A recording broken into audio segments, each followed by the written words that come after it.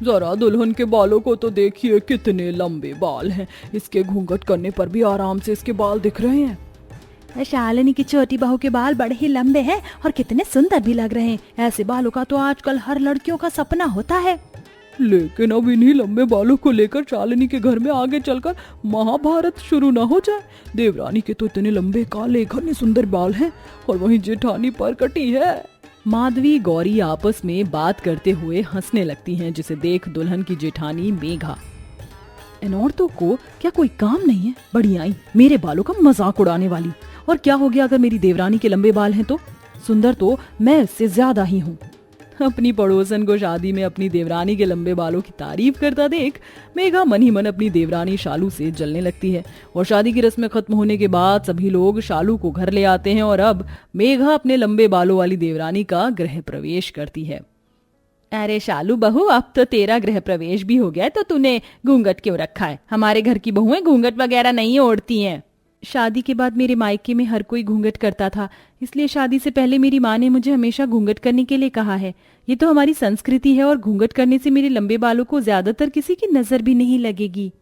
शालू बहू, तुम तो बड़ी ही समझदार और संस्कारी हो। बड़ी नसीब वाली हूँ मैं जो मुझे ऐसी बहू मिली है। शालिनी बहन, कहाँ से चुनकर लेकर आई हो ऐसी बहू? मुझे भी बिल्कुल आपकी घूंघट में लंबे बालों वाली बहू चाहिए। बाल भी इतने लंबे घने सुंदर और संस्कार कितने अच्छे हैं। गृह प्रवेश में आए सभी लोग और शालिनी अपनी छोटी बहू की तारीफ करते रुकते नहीं। सभी लोग शालिनी की घूंघट करने और उसके लंबे बालों की खूब तारीफ करते हैं, जिसे देख मेघा मन ही मन कहती है, अभी तो इसे घर में आए हुए 10 मिनट भी नहीं हुए और सबकी जुबान पर कैसे इसका नाम छाया हुआ है। ये घूंघट तो बस इसका एक बहाना है ताकि ये सबकी नजरों में अच्छी बन सके। मुझे लगता है इसके ये लंबे बाल भी असली नहीं है बल्कि नकली हैं, वरना आज के जमाने में कहाँ किसी के इतने लंबे बाल होते हैं। मेघा मुंह बनाकर अपने कमरे में चली जाती है। ऐसे ही शादी का दिन गुजरता है और अगले दिन शुरू हो जाता है। शालू सुबह सुबह उठकर जल्दी से तैयार हो जाती है और अपने लंबे बालों की लंबी सी चुटिया कर सर पर घूंघट डाल अपनी पहली रसोई के पकवानों को बनाने की तैयारी करती है। सभी को इस घूंघट वाली लंबे बालों की देवरानी का आज का खाना सभी को पसंद आता है। शालू, कितना बढ़िया खाना बनाती हो तुम, और एक खीर तो लाजवाब है।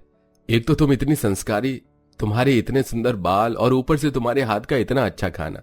भला इतने गुण एक लड़की में कैसे हो सकते हैं? हाँ शालू बहू, सच में बहुत अच्छा खाना बनाया है, इसलिए मेरी तरफ से ये सोने की चेन रख। बड़ी बहू होने के बावजूद भी मुझे चांदी की पायल दी थी और इसे ये सोने की चेन। ऐसे ही कुछ दिन गुजर जाते हैं और आज इस पूरे परिवार को शादी में जाना होता है, इसलिए शालिनी अपनी दोनों बहू को लेकर तैयार होने के लिए पार्लर जाती है। आप मेरे बालों को नीचे से कर्ल्स कर देना और ये वाला सेम हेयर स्टाइल भी बना देना। आप जो हेयर स्टाइल और कर्ल्स करने के लिए कह रही हैं सिर्फ लंबे बालों में हो सकता है, जैसे इन मैडम के बाल में। आपके बाल तो सिर्फ स्ट्रेट ही अच्छे लगेंगे, और वैसे भी हमें पहले इनका हेयर स्टाइल बनाने दीजिए। इनके इतने लंबे बाल हैं कि हमें इनका स्टाइल बनाने में 2 से 3 घंटे लग जाएंगे, और आपके बाल तो बहुत छोटे हैं, ये तो हम 10 मिनट में स्ट्रेट कर देंगे। पार्लर वाली के मुंह से भी अपनी घूंघट वाली देवरानी के लंबे बालों की तारीफ सुन और अपने छोटे बालों की ऐसी बेइज्जती होता देख मेघा को काफी गुस्सा आता है। शादी में सभी मेहमान जेठानी को छोड़कर घूंघट वाली लंबी देवरानी के बालों को देखने के लिए उसके पास जाते हैं और उसके लंबे बालों की काफी तारीफ करने लगते हैं। पहले मैं जब भी किसी शादी में जाती थी तो सारे मेहमान मेरी सुंदरता के लिए मेरी कितनी तारीफ करते थे, लेकिन जब से ये घूंघट में लंबे बालों वाली देवरानी आई है, जब से कोई मुझसे ठीक से बात भी नहीं करता है। बस बहुत हो चुकी मेरी बेइज्जती, लेकिन अब और नहीं, इससे तो अब सबक सिखाना ही पड़ेगा। शालू ज्यादातर हर किसी को अपने लंबे बालों की वजह से ही पसंद आती थी, इसलिए अब मेघा शालू के लंबे बालों को ही ठिकाने लगाने का प्लान बनाती है। शालू जैसे ही खाना बनाकर किचन से बाहर आती है तो चुपके से मेघा किचन में चली जाती है। बहुत हो गई घूंघट में रहने वाली इस लंबे बालों वाली देवरानी की तारीफ, अब देखती हूँ कौन इसकी तारीफ करता है। मेघा ने अपनी देवरानी के कमरे में जाकर उसकी कंघी में लगे हुए बालों को निकाल लिया था। मेघा उन बालों को शालू की बनाई हुई सब्जी में डाल देती है, जिसके चलते अब सभी लोग जैसे ही खाना खाते हैं तो उनके मुंह में बाल आने लगते हैं। शालू, क्या तुमने सब्जी बनाते वक्त अपने बाल नहीं बांधे थे? हर निवाले में बाल निकल रहा है। लेकिन मैं तो हमेशा अपने बाल बांध कर ही रखती हूँ, और मैं तो घूंघट भी ओढ़ती हूँ, तो मेरे बाल भला सब्जी में कैसे गिरे? तो आप कहना क्या चाहती हो देवरानी जी? ये बाल अपने आप उड़ता हुआ इस सब्जी में आकर गिरा? आपको दिखाई नहीं दे रहा कि कितने लंबे लंबे बाल हैं? और इस घर में इतने लंबे बाल तो सिर्फ आपके ही हैं। शालू को ऐसे परेशान होता देख मेघा मन ही मन काफी खुश होती है, जिसके बाद अब मेघा जानबूझकर शालू के बालों को घर में हर जगह फैलाने लगती है, जिससे शालिनी काफी ज्यादा परेशान हो जाती है। शालू बहू, अपने इन बालों को जरा संभाल के रख, जहां कदम रखती हूँ वहां तेरे लंबे बाल गिरे मिलते हैं। लेकिन माँ जी, मुझे तो हेयरफॉल नहीं होता है, बस जो कंघी करते हुए बाल गिरते हैं उन्हें भी मैं डस्टबिन में डाल देती हूँ। बस करो देवरानी जी, अब गलती की है तो उसे एक्सेप्ट करो, ऐसे बहाने बनाने से कुछ नहीं होगा। शालू के साथ ऐसा पहले कभी नहीं हुआ था, जिसके चलते शालू धीरे धीरे इन चीजों को लेकर परेशान होने लगी थी। वहीं अब मेघा घर में बने बाथरूम में से शैम्पू की बोतल खाली कर देती है। शालिनी जैसे ही सर धोने के लिए शैम्पू लेती तो उसे बिल्कुल ना के बराबर शैम्पू मिलता है, जिसे देख शालिनी गुस्से में शालू के कमरे में जाती है। बहू, हम कोई अंबानी नहीं है जो हर दूसरे दिन शैम्पू की बोतल मंगवाते रहेंगे। एक हफ्ते पहले ही मैंने शैम्पू की बोतल मंगवाई थी और तूने उसे इतनी जल्दी खाली भी कर दी। मैं तो सच में तेरे लंबे बालों से परेशान हो चुकी हूँ। जहां पहले घूंघट वाली देवरानी के उसके लंबे बालों की वजह से हर कोई तारीफ करते रुकता नहीं था, अब उसी देवरानी को उसके लंबे बालों की वजह से हमेशा डांट पड़ती थी, जिसे देख मेघा काफी ज्यादा खुश रहने लगी थी। ऐसे ही समय गुजरता है और आज दोनों देवरानी जेठानी अपने अपने पतियों के साथ घूमने के लिए जाती हैं कि तभी दोनों की पतियों को एक गजरे वाली दिखाई देती है।